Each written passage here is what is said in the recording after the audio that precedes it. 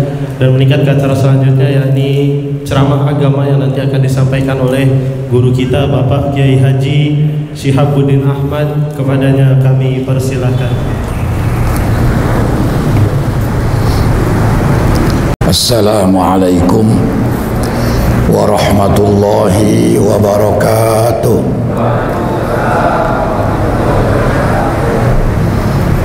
Alhamdulillah alladzi anara quluba ibadihil muttaqina binuri kitabihil mubin wa ja'ala al-Qur'ana shifaa'an lima fis sudur wa hudaw wa rahmatan lil mu'minin. Asyhadu an la ilaha illallah wahdahu la syarika lah al-malikul haqqul mubin. Wa ashhadu anna sayyidana Muhammadan abduhu wa rasuluh sadiqul wa'dil amin. Allahumma fasalli wa sallim wa barik ala sayyidina Muhammadin an-nabiyil amin wa ala alihi wa sahbihi ajma'in. Amma ba'dah. Qala ta'ala fil Qur'anil Karim, a'udzu billahi minasy syaithanir rajim. Bismillahirrahmanirrahim. Iqra bismi rabbikal ladzi khalaq, khalaqal insana min 'alaq.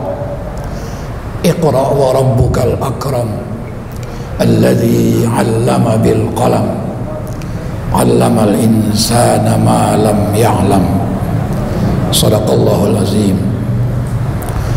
Ma'asyiral muslimin, jamaah tarawih dan i'tikaf, insyaallah nanti i'tikaf, yang saya muliakan, wabil khusus Ketua DKM Masjid Jami Al-Mutmainnah beserta seluruh jajaran pengurus dan para guru tetap yang mengajar di masjid ini. Yang kami hormati, saya sering baca sahabat-sahabat saya dari PCNU, baik dari jajaran Syuriah maupun Ketua Tanfiziyah dan seluruh jajarannya. Ada Pak Mustasyar PCNU, Pak Kiai Haji Raden Salamun. Malam ini sudah kita dengarkan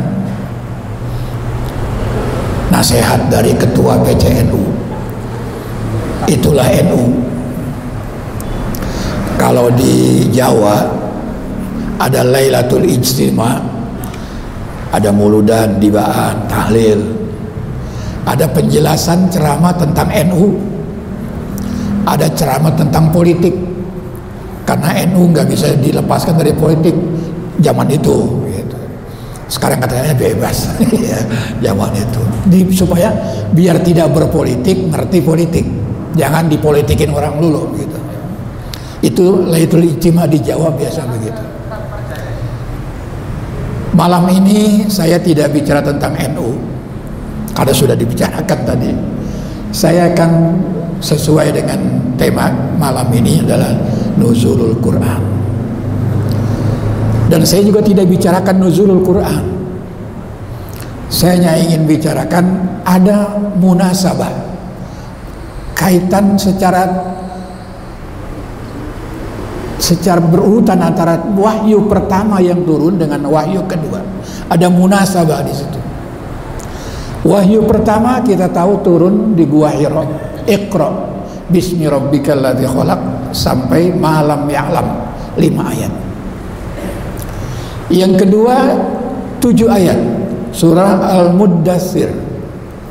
Walaupun ada ulama mengatakan yang kedua itu Al-Muzammil, tapi saya yang ambil Al-Muddatsirnya aja. Ada hubungan yang sangat erat antara Iqra, wahyu pertama, dan wahyu kedua. Yang kedua ada 7 ayat. Yang pertama ada 5 ayat. Baik. Wahyu pertama adalah Iqra. Bacalah. Kita tahu dalam sejarah Nabi didekap oleh malaikat Jibril sampai susah bernapas. 3 kali dikatakan Iqra. Bacalah. Dalam riwayat Nabi menjawab, ma ana biqari. Saya enggak bisa baca karena Nabi ummi. Ummi tidak bisa baca tulis. Nabiyil ummi, nabi yang ummi. Ummi tidak bisa baca tulis. Ada yang mengatakan ma aqra. Apa yang aku baca? Yang pertama jawabannya, riwayat yang pertama, saya nggak bisa baca. Ada riwayat yang lain mengatakan, apa yang saya baca? Cuma ada kata-kata Iqra, bacalah. Nah, di sini kita ambil hikmahnya. Kita disuruh banyak membaca. Jangan baca satu buku, jangan baca satu kitab. Kalau baca cuma satu kitab, apalagi satu hadis, cuma taunya bid'ah dolalah, kullu bid'atin dolalah, cuma satu. Harus baca banyak. Soalnya Iqra itu nggak ada maf'ulnya, nggak ada objeknya. Bacalah. Artinya baca apa saja, tapi atas nama Bismi Rabbika, dengan nama Tuhanmu. Baca lillahi ta'ala, kita baca dengan nama Allah. Baca yang bermanfaat sesuai dengan perintah Allah Subhanahu wa ta'ala. Banyak baca jadi enggak cumbu pendek, dikit-dikit kagetan bilang Pak Solehan tadi. Tapi kalau kita banyak baca, insya Allah kita enggak kagetan, makin toleran. Ada sudah intoleran nih lagi rame di Depok, intoleran ya. Karena kita banyak baca. Ada seorang ulama Indonesia udah almarhum, di akhir-akhir hayatnya saya ketemu tahun 76 di istana. Beliau dulu nggak mau dicium tangan kalau salaman, nggak mau kunut. Nah, akhir-akhir beliau kunut, dicium tangan. Saya cium tangan sama beliau waktu di istana tahun 76. Saya ada kursus dakwah DKI, kemudian Pak Idham Khalil, Direktur DPR MPR, beliau ngajak nuzulul Quran di istana. Ada 2 bus peserta kursus dakwah NU. Nah, itu ketemu beliau. Nah, besoknya ditanya orang, biasanya nggak mau dicium tangan. Apa kata dia? Dulu saya cuma baca satu kitab, sekarang udah banyak yang saya baca. Ternyata dia baca yang lain, oh cium tangan nggak apa-apa, malah berkah. Oh kunut, ada yang kunut, ada yang enggak. Jadi alasan dia, dulu saya cuma baca satu kitab, sekarang saya sudah banyak baca. Nah ini Iqra, bacalah. Baca apa saja, bukan hanya teks Al-Quran, tapi bacalah alam raya ini. Masalah ilmu apa saja, asal Bismi Rabbika, atas nama Tuhanmu. Kita disuruh baca. Nah, membaca berarti kita belajar. Bagaimana kita bisa baca kalau kita tidak belajar? Belajar salah satu unsur yang paling penting adalah murid taat kepada guru. Murid taat kepada guru.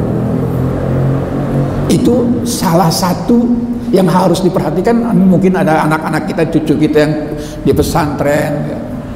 Taati gurunya. Jangan sampai tidak taat sama guru. Walaupun dia sudah pinter,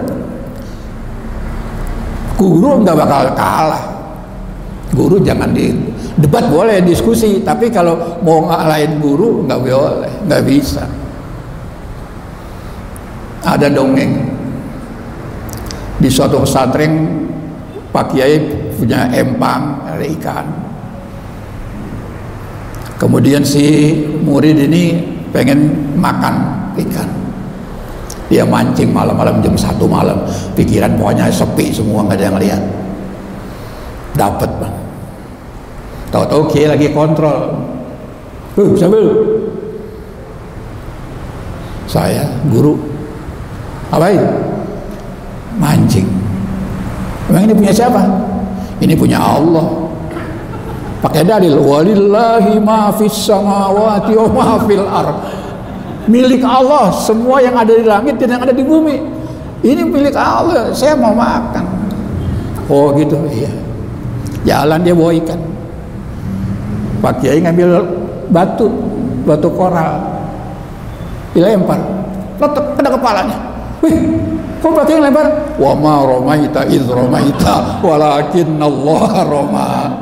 Itu artinya tidaklah melempar orang yang melempar kecuali Allah yang menggerakkan melempar. Itu bukan aku, itu Allah. Nah itu jadi nggak bakal kalah guru mah ya. Jadi jangan mau ngambil ikan, mau curi, mereka bilang ini walillahi ma fis samawati wal ardh. Dilempar sama kiainya, blotak. Kok wa ma romaita idh romaita walakinnallaha roma. Gitu. Ya. Jadi banyak membaca. Kalau kita banyak membaca, kita bisa tasamuh, toleran. Kita banyak segala macam yang kita lakukan, tapi tidak kasar, luas. Kalau orang berbuat zalim kepada kita, boleh dibalas secara fikih, boleh dibalas. Tapi secara sufi, tasawuf, lebih maafan lebih bagus. Kadang kita banyak baca. Ini surah apa tuh? Ini surah Asy-Syura kalau nggak salah. Wa jazaa'u sayyi'atin sayyi'atum misluha. Faman 'afa wa aslaha falahu fa ajruhu 'ala Allah. Innahu la yuhibbuz zalimin. Fajaza'u sayyi'atin bukan Pak wa jazaa'u sayyi'atin, balasan kezaliman, saya ini zalim atau keburukan, kejahatan. Balasan kejahatan adalah kejahatan pula yang setimpal. Orang berbuat jahat kepada kita balas lagi dengan kejahatan yang setimpal. Ada orang menghina NU, menghina kiai, serahin banser secara fikih. Secara fikih disuruh balasan orang berbuat jahat, balas lagi jahat. Itu boleh secara hukum fikih. Kisos namanya. Tapi bukan ulama, bukan Rois Surya yang nyuruh. Banser serahkan tuh, itu buatnya ya supaya lawan. Fajaza'u sayyi'atin sayyi'atum misluha, yang setimpal. Tapi kalau serahin Rois Surya, faman afa wa aslaha fa ajruhu 'ala Allah. Barang siapa yang memaafkan dan berbuat baik pada orang yang jahat, maka ganjarannya ada dijamin oleh Allah Subhanahu wa taala. Kalau Surya mah jangan dibalas, maafin aja. Sebab ada hadis Nabi kan, ahsin wa ahsin man asa ilaika, ahsin man asa ilaika. Apa kita terjadi? Ya. Yang artinya wa khaliqin nas bi khuluqin hasanin. Silman qata'aka wa ahsin ila man asa ilaika. Berbuat baiklah kamu kepada orang yang berbuat buruk kepadamu. Jadi kalau diserahin Suriah, faman afa wa aslaha fa ajruhu 'ala Allah. Itu ini apa namanya? Luas. Kita kan ilmunya orang-orang NU itu, ulama-ulama ilmunya banyak, nggak baca satu kitab, tapi banyak kitab.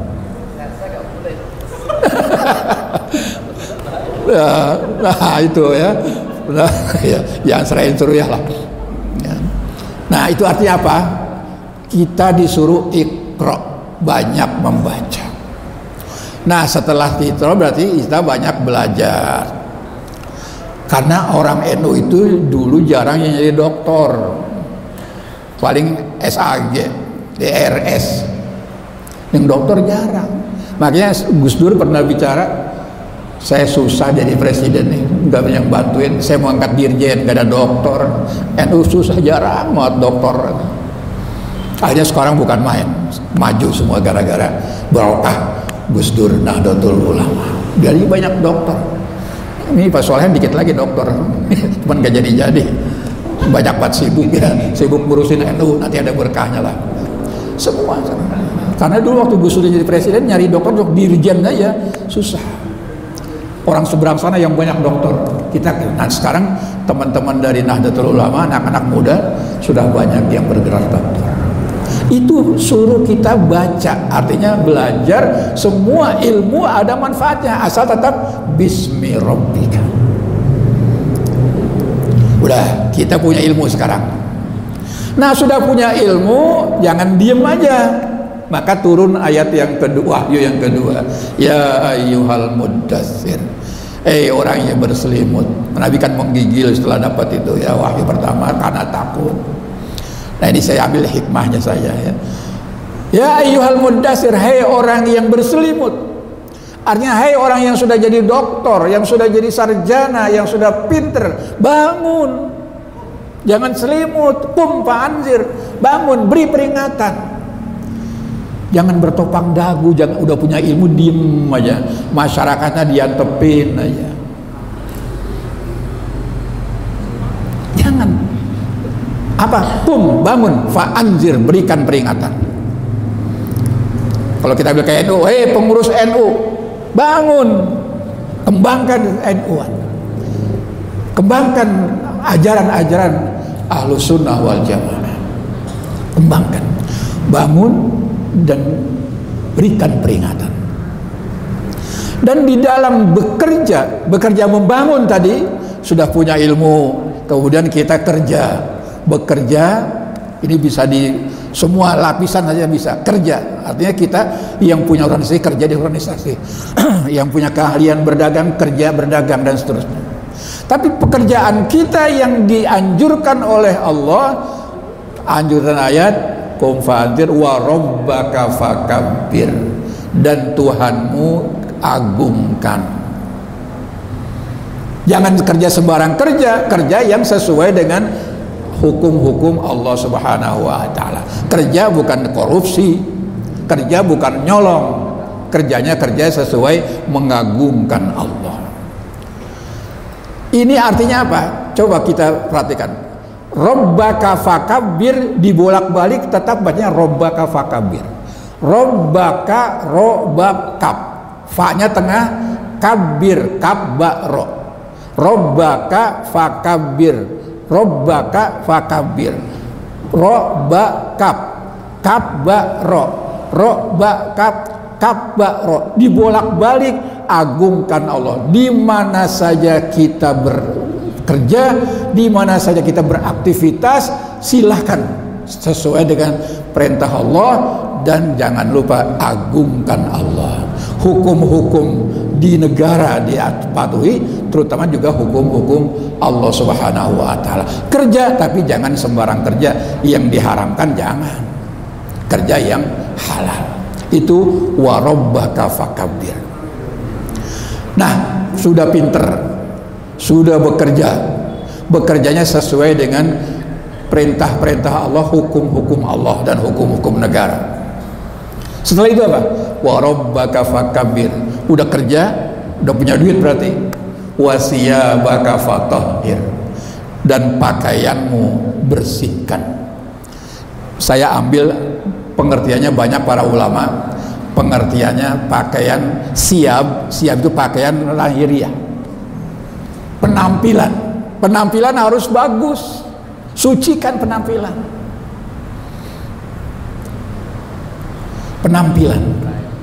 style ya, penampilan. Jangan sebagai pemimpin penampilannya begitu, jangan ya, style ya, bagus, penampilannya perlente begitu. Walaupun nggak mahal, tapi yang penting rapi tampilannya. Wasiyabaka fatahhir, pakaian bersihkan. Berpakaian penting, pakaian penting. Saya pengalaman waktu maulid, undangan maulid ke Cilangkap sana.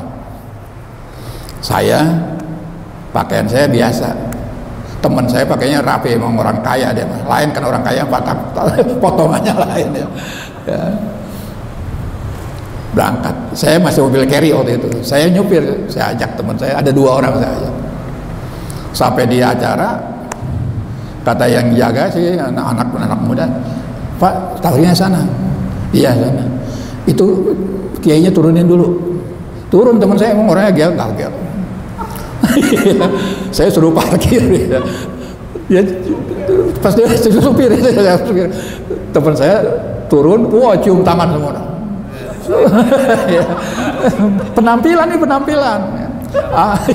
Akhirnya saya parkir, selesai, saya turun, saya datang, itu saya biasa, saya diam aja duduk. Pas acara semuanya begini, ceramah, saya dipanggil, saya naik. Tapi pulangnya saya dicium tangan. Dicium tangan. Karena gara-gara penampilannya. Wasiyabaka fatahhir, bersihkan yang rapi, walaupun nggak bagus, rapi. Sudah jadi sarjana, sudah kerjanya sesuai dengan hukum Allah, pakaian sudah bagus, belum cukup. Warrujza fahjur, perbuatan dosa singkirkan. Hijrah itu singkirkan rasa hasud, rasa sombong, hasud iri hati, itu pakaian batin.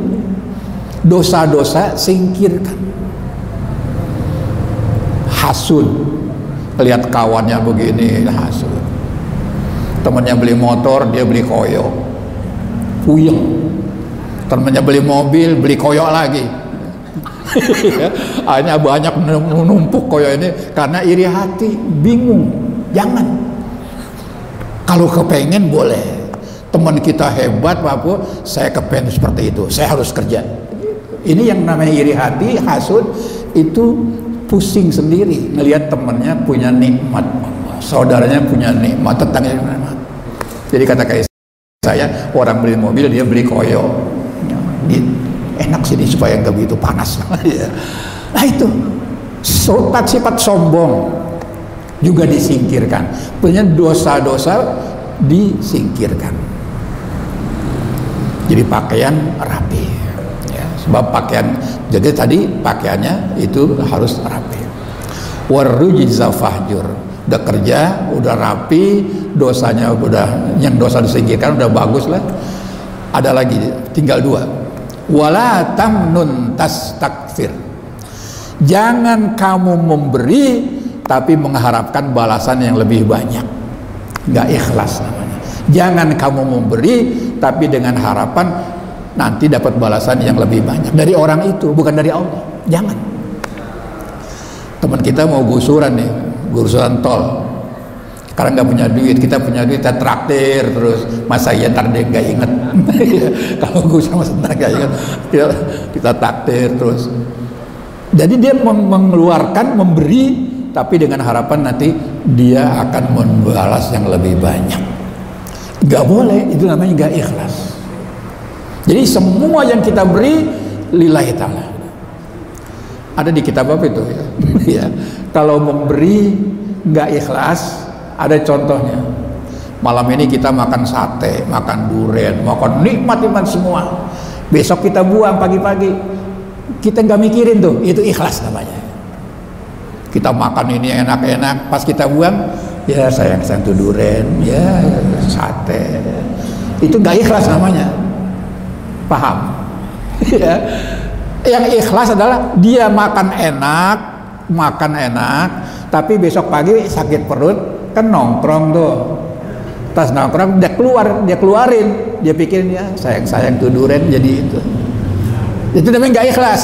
Ikhlas itu setelah dia dapat, dia berikan, dia nggak pikirin lagi, itu serah Allah Subhanahu wa Ta'ala. Itu wala tamnun tastaksir, jangan engkau memberi sesuatu tetapi mengharapkan balasan yang lebih banyak dari orang. Jangan. Kita minta balasan dari Allah Subhanahu wa Ta'ala. Nah, ayat yang ke-7, wali rabbika fasbir, dan hanya kepada Tuhanmu kamu bersabar. Belajar itu berat, susah, butuh biaya, sabar. Bekerja itu yang benar, yang lurus sesuai dengan hukum, itu juga berat, sabar. Semua hal-hal yang kita dapatkan di dunia ini, kita harus memahami prosesnya, kemudian kita bersabar. Sabar. Ini penting. Kalau nggak sabar, nggak sabaran. Sabar kapan? Nggak ada batasnya. Kalau ada batasnya sabar, ya nggak sabar. Ya. Ada teman kita tungguin janji jam 10, jam 12, mana ini? Pas datang jam 12, mana aja sih? Udah sabar, marah-marah. Sabar itu nggak marah-marah. Ya. Jadi udah sabar kan ada batasnya. Ya batasnya sabar, ya nggak sabar namanya. Jangan sabar seumur hidup. Ya, harus sabar. Banyak kan sabar pahalanya gede. Innama yuwaffas sabiruna ajrahum bighairi hisab. Ya, harus bersabar. Dua, kita lanjutkan sedikit lagi. Dua hal yang sangat dikagumi oleh Nabi bagi kita umat Islam, orang beriman, adalah bersyukur dan bersabar. Nabi kagumi itu. Ajaban li amril mu'mini, mengagumkan urusan orang mukmin itu. Inna amrohu kullahu lahu khair. Karena urusan orang mukmin itu semuanya baik. Yang tidak ada pada agama lain, semua baik. Satu hari, satu malam, 24 jam kita dapat kebaikan terus. Nabi lanjutkan, in asobathu sarra'u syakara fakana khairan lahu. Kalau dia mendapatkan keuntungan, kenikmatan, kebahagiaan, dia bersyukur, maka bersyukur itu baik baginya. Pahala, bahkan ditambah lagi, la in syakartum la azidannakum. Seandainya kamu bersyukur, pasti aku akan tambahkan. Pak Sutrisno, sekretaris DMI, dia belum bersyukur karena belum nambah bini maksudnya. Kalau bininya satu, sampai sekarang belum bersyukur itu. Sebab la in syakartum la azidannakum. Ini guyonannya ya. Jadi bersyukur, aduh baik, pahala. Sebaliknya, in asobathu darra'u sabara, juga fakana khairan lahu. Kalau dia ditimpa ketidaknyamanan, dorro, ketidakenakan, bahaya, kemiskinan, kesusahan, dia sabar, maka sabar itu juga baik baginya. Jadi dua sifat yang dipuji oleh Nabi terhadap orang mukmin umat beliau adalah sifat syukur dan bersabar.